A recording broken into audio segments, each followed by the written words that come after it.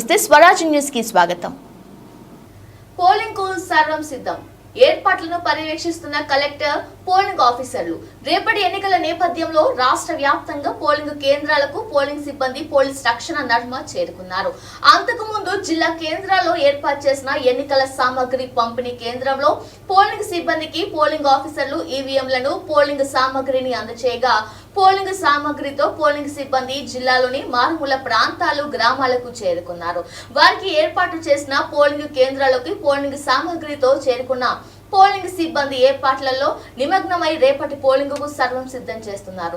చాలా చోట్ల పోలింగ్ కేంద్రాల్లో గట్టి బందోబస్తుతో పాటు సీసీ కెమెరాలు ఏర్పాటు చేసి ఎండాకాలంలో దృష్టిలో ఉంచుకొని నీడ సౌకర్యం, నీటి సౌకర్యాన్ని కల్పిస్తున్నారు.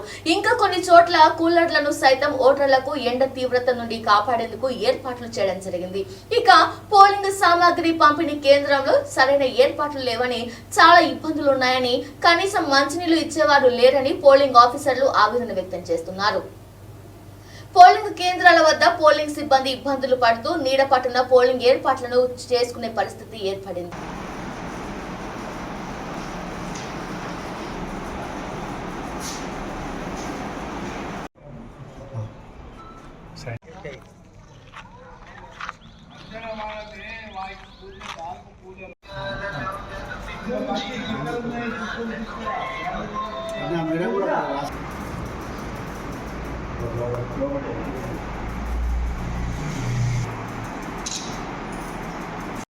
గట్టి చెప్పండి.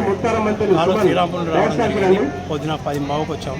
10:15 నుంచి ఇంతవరకు ఒకసారి కూడా ఇక్కడ కూలర్స్ కానీ ఫ్యాన్స్ కానీ పనిచేస్తలేవు. ఎన్నిసార్లు వాళ్ళకు చెప్పినా కూడా వాళ్ళు వస్తారు వీళ్ళు వస్తారు రాలేదు.